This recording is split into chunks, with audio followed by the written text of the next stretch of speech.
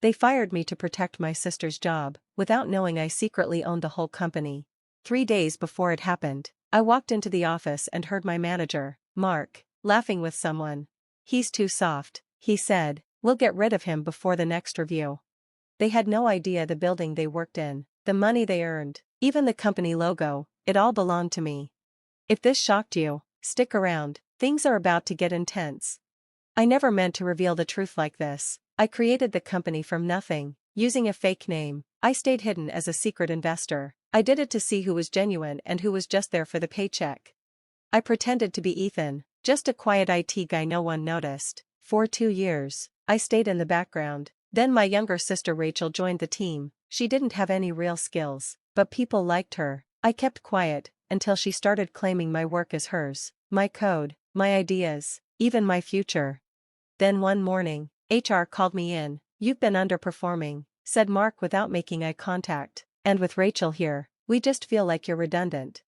My own sister was sitting next to him, silent, not even a flinch. I waited for her to say something, but all she did was smirk when I signed the exit papers. I smiled, too, not because I was hurt, but because the trap was finally ready to spring. They thought they'd fired the loser brother. They had no idea they'd just triggered the biggest takeover this company had ever seen.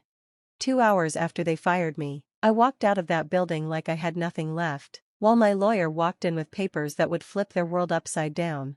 See, months ago, I had quietly transferred the majority shares of the company into my name, legally, silently. Every contract, every deal, every board member, I controlled it all. The public face was someone else, but the power, that was always mine. The reason I let them fire me was simple. I wanted to see how low they'd go, and now, they were about to find out just how high I'd already climbed.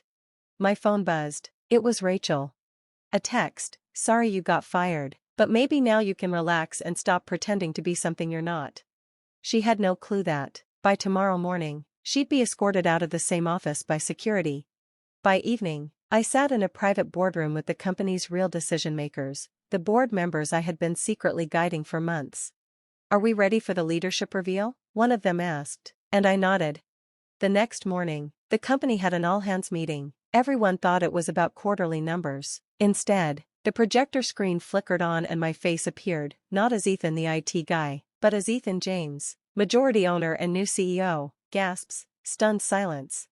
Rachel's face turned pale. Mark started sweating through his shirt. I walked straight to the front of the room, looked around, and said calmly, "Funny how the people you trust to have your back are the first to stab you in it. Let's talk about that."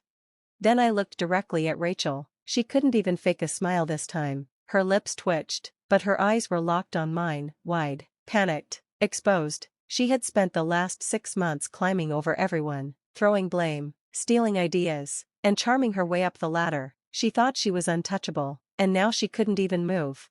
"Before we start today's agenda," I said, my voice echoing across the conference hall, "let's clear the air." I turned toward Mark. "You fired me for being too soft, remember? But you forgot to check who signs your paychecks."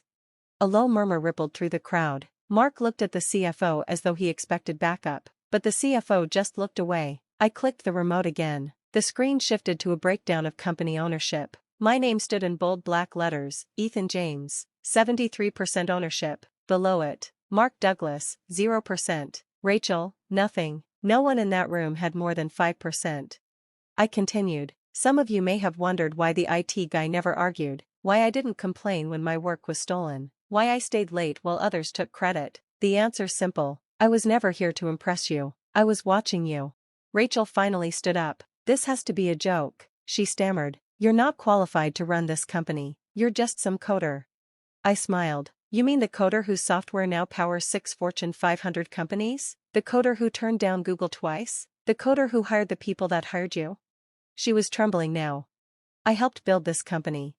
"No," I said sharply, my voice cold. "You helped build your ego. You trampled over loyal employees. You took credit for other people's work, including mine. You didn't know the IT guy you humiliated was the one writing your performance reviews behind the scenes." Gasps again. A few employees even clapped. I turned to the board. "Effective immediately. I'm restructuring leadership. We're promoting based on loyalty, results, and integrity, not charm or connections. Mark and Rachel, you're both relieved of duty. Security will escort you out." Rachel laughed nervously, like she was still trying to wake up from a nightmare. "You can't do this," she protested. "We're family." I stepped closer, looked her dead in the eye, and said, "That's what made it hurt more." She opened her mouth to argue, but security was already behind her. Mark didn't even try, he just grabbed his bag and walked out, head down. I looked at the rest of the room. To those who believed in hard work, even when no one noticed, you're about to get everything you deserve. And to those who thought they were untouchable, today is proof that no one is. As Rachel was dragged out, she turned one last time and screamed, "You'll regret this." I didn't even flinch, because what she didn't know was that this was just the beginning. The office buzzed after they left, whispers, glances, tension so thick it felt like smoke, but I didn't say a word. I just walked back to my office, the real one, not the cramped IT desk where they used to toss empty coffee cups near my keyboard. For the first time, I sat at my own desk, in front of a window that overlooked the entire city, and yet, I didn't feel victory, not yet, because Rachel's betrayal wasn't just about corporate games, it was personal. She used to be my best friend, my little sister, the one I protected when our parents split, the one I stayed up helping with homework, even when I had coding tests the next morning. She didn't just climb over me, she watched me fall and chose to step harder. That night, I got a call from my mom. "What did you do to Rachel?" she snapped. "She's crying. She says you ruined her career." I stayed quiet for a moment. "Ethan, are you listening?" I finally answered. "She fired me, Mom." She stood by while they humiliated me, and she knew exactly who I was. She just didn't care. "You should have been the bigger person, Mom," I said. I continued, 4 years.